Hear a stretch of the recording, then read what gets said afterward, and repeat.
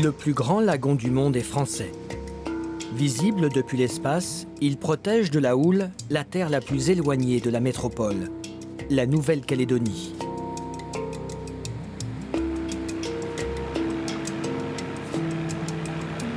Depuis 3500 ans, l'homme n'a cessé de naviguer sur ce lagon béni des dieux et pourtant semé d'embûches. Sous la surface, à peine visible, des rochers de plusieurs tonnes, sur lesquels le corail est venu se fixer comme autant de dents d'une gigantesque scie. Impossible à voir, impossible à prévoir. Le chemin entre l'enfer et le paradis est souvent plus court qu'on ne le pense. Ce sont ainsi des milliers de bateaux qui ont sombré dans ces eaux turquoises.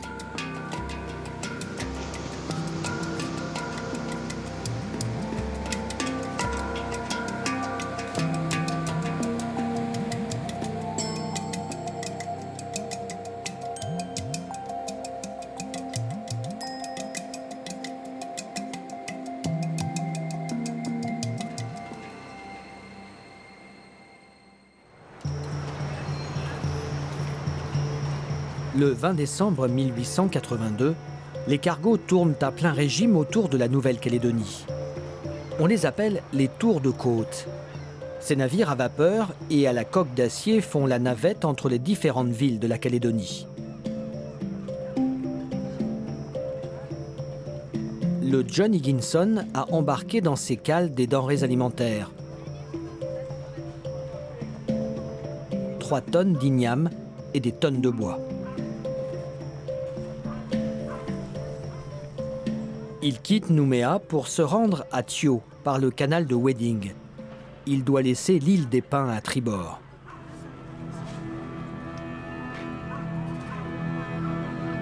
Le capitaine est souffrant et c'est son second qui est à la manœuvre. Mais par cette nuit sans lune, le John Higginson heurte un récif dans la baie de Quakey.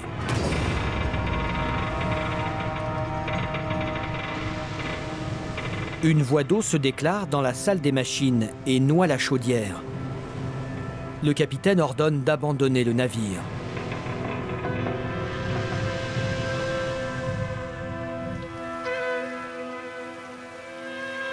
Jean-Pierre Folliard connaît bien l'histoire de ce cargo. Avec son association Fortune de mer calédonienne, il était de ceux qui, en 1987, ont retrouvé l'épave. Le jour du naufrage, le capitaine, la nuit elle tombe, ils ne savent pas très bien où ils sont, dans quelle passe où ils sont, donc il essaie de rentrer quelque part et il touche. Et ça, pour ces bateaux, c'est très mauvais. Il y a une déchirure de la coque, l'eau rentre et il décide de faire un beachage, quoi. Il décide de monter sur la plage pour sauver le bateau et la cargaison. Ils mettent les passagers dans les chaloupes. Et lui, il continue, tant bien que mal, à aller jusqu'à la plage. Et à 150 mètres de la plage, il sombre dans 20-25 mètres d'eau. C'était une machine à vapeur. Quand l'eau elle commence à monter dans la cale pour arriver en bas de la machine à vapeur, ça devient très, très dangereux. Et il n'y avait pas grand-chose. Il n'y a pas de port, il n'y a pas de place à quai. La côte est quasiment abrupte. Et donc, ils ont tenté un échouage volontaire.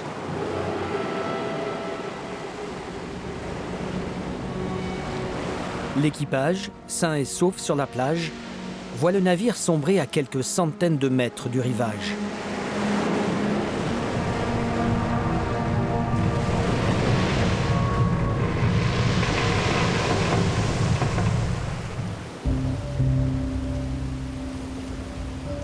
C'est à cet endroit que Jean-Pierre et ses amis ont découvert l'épave, après plusieurs années de traque. On savait qu'il était quelque part par là-bas, mais comme il n'était pas sur le récif, il a sombré dans de l'eau profonde. Donc à l'époque, les gars, ils n'avaient pas de GPS, donc c'était une approximation. Et on l'a cherché un bon moment avec un magnétomètre à protons. Et quand le graphe s'est affolé, on savait que c'était ça, quoi.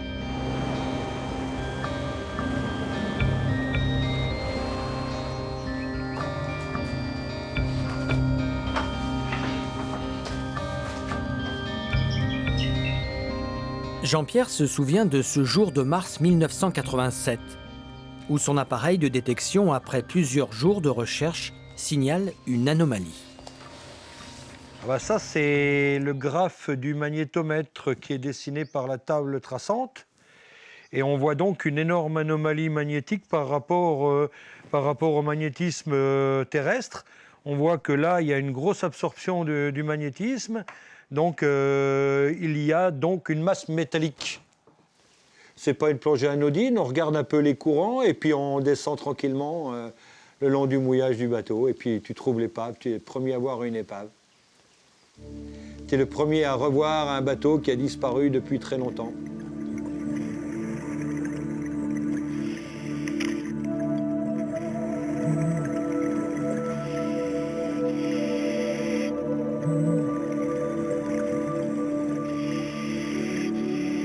Plus d'un siècle après son naufrage, difficile de reconnaître ici une goélette de 40 mètres, dans cet amas de ferraille recouvert de coraux, de mousse et d'éponges.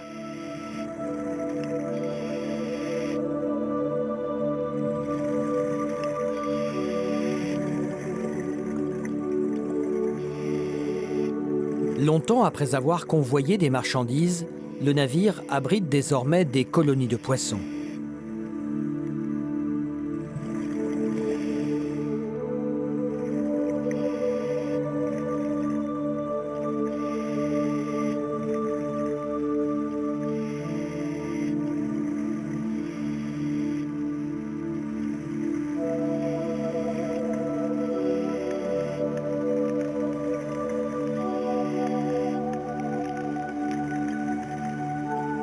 Les plongeurs se transforment en archéologues et fouillent les débris.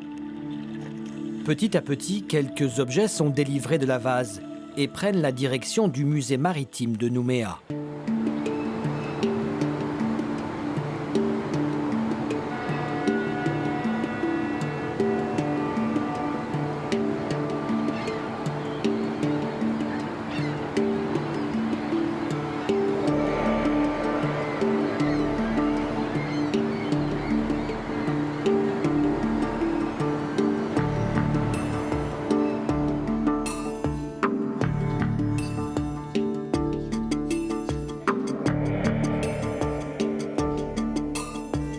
La plupart des objets exposés ici ont été découverts, remontés, dessalés et nettoyés par l'association de Jean-Pierre.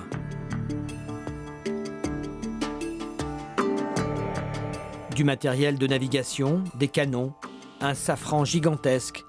Tous ces objets proviennent des épaves entourant la Nouvelle-Calédonie. C'est toute l'histoire du caillou qui se retrouve ici résumée derrière ces vitrines. Parmi les objets que nous avons retrouvés dans le chargement du John Higginson, il y a quelque chose d'absolument remarquable, c'est ce petit bijou. Ce petit bijou qui devait être destiné à une jolie dame pour son foulard de soie, c'est une épingle à la Vallière. C'est un beau petit bijou en or avec un petit diamant dessus. Ça s'ouvrait comme ça. Le ressort est toujours d'actualité, tu vois. Ça s'ouvre, il y a une petite aiguille dedans. Ça pince le foulard et tu as le petit diamant devant, comme ça. Alors, il y a des initiales de gravé, CH, June 1881. Nous avons fait des recherches pour essayer de retrouver cette fameuse CH à qui était destiné ce bijou. On n'a jamais trouvé. Hein. Et bon, j'étais plongé dans la vase, dans le coqueron arrière du bateau, quasiment dans le noir, avec le tuyau aspirateur de notre drague hydraulique, et tu vois quasiment rien, hein, t'es dans le noir. Donc, ce petit objet est apparu, aïe, aïe, aïe, aïe, t'es là au fond, à 25 mètres de fond, t'as froid, t'es tout seul dans le noir. Donc, je ne savais plus comment faire, parce que je dis, si je la lâche, je risque de plus la retrouver. Donc, j'ai tout abandonné, j'ai remonté le long du tuyau jusqu'au bateau, puis je l'ai tendu à un de mes collègues sur le bateau. J'ai dit « Attention à ça, attention à ça !» C'était quelque chose d'extraordinaire.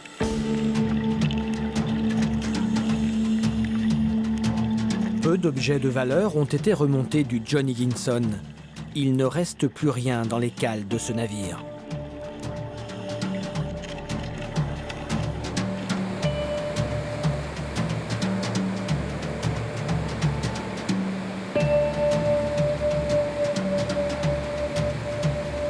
Héritier direct du John Higginson, le Beticho 2, un ferry ultra-moderne qui maintient la liaison entre la Grande Terre et l'île des Pins.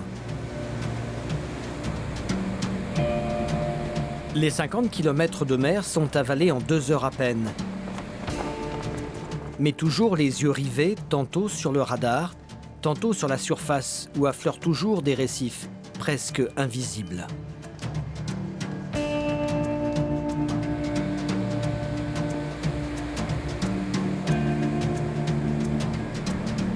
Sans lui, les 2000 cougniers, du nom donné aux habitants de cette île paradisiaque, seraient coupés du monde.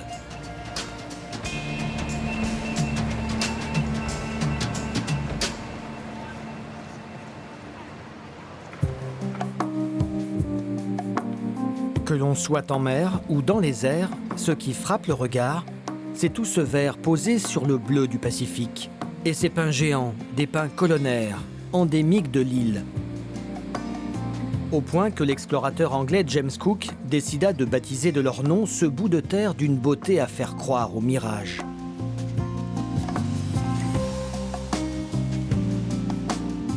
Lui qui avait sillonné toutes les mers du globe, se serait fait berner par ces hautes cimes découpant l'horizon, croyant y voir des centaines de mâts de bateaux. La légende est sans doute fausse, mais il n'en fallait pas moins pour donner son nom à l'île des Pins.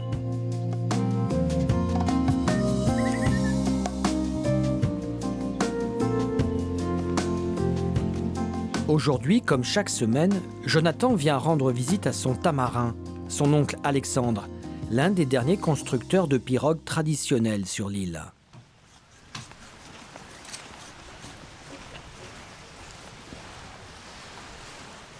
Bonjour. Bonjour. Ça va? C'est bon, ça avance. Oui, ça avance là. Taille encore le nez? Bon, c'est du sapin. Ouais, c'est facile du sapin. à travailler ou... Oui, c'est facile à travailler, mais quand c'est comme ça, on dirait que ça fait Ah ouais. bouson, quoi. C'est bon quand on a coupé, puis vite travailler dessus. Ouais. Après, tu sèches le bois, tu le mets dans l'eau de mer, tu coules, puis tu laisses presque 3 semaines, tu remontes. Avec le soleil, ça suffit. Ouais. Avec le sel, Oui, le sel, ça chauffe le bois, puis ça sèche vite le bois. il reste combien de temps encore pour terminer la pirogue? En gros, pour moi, c'est 1 mois. Bien tout fini. Quoi. Ah, ok. Ni à l'épaisseur, pour monter. Puis Travail de titan. voilà.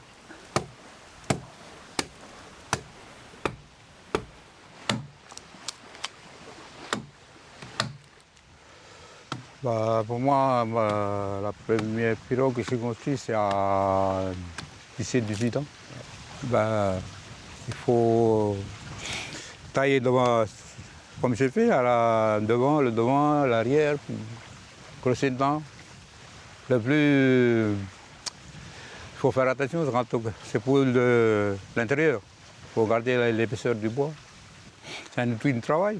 C'est un outil de travail, de transport aussi. Parce que nous, la famille, là, on cultive dans les îlots, là, derrière.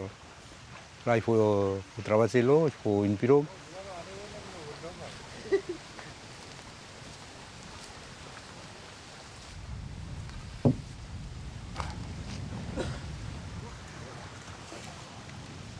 Doucement, doucement. Assis Kelly. Voilà, Kelly. Ah, 저기. 저기다 밀어. C'est une dogue à racine.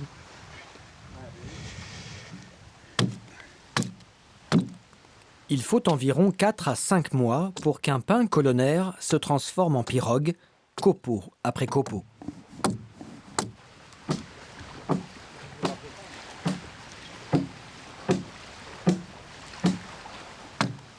Tamarin. Oui. Mais sinon, on va aller faire un tour avec la pirogue.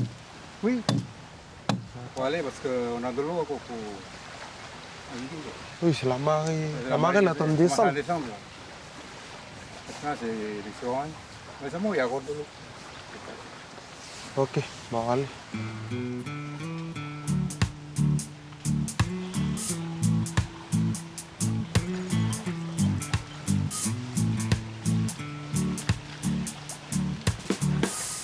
Aïe, ah oui. Le secret de ces pirogues se situe dans leur coque. Creusées d'un seul tenant, elles n'ont pas de jointure, pas de planche, ni de clous. Impossible de faire plus solide et plus étanche. Quand on a une pirogue, c'est pour la vie. Il n'y a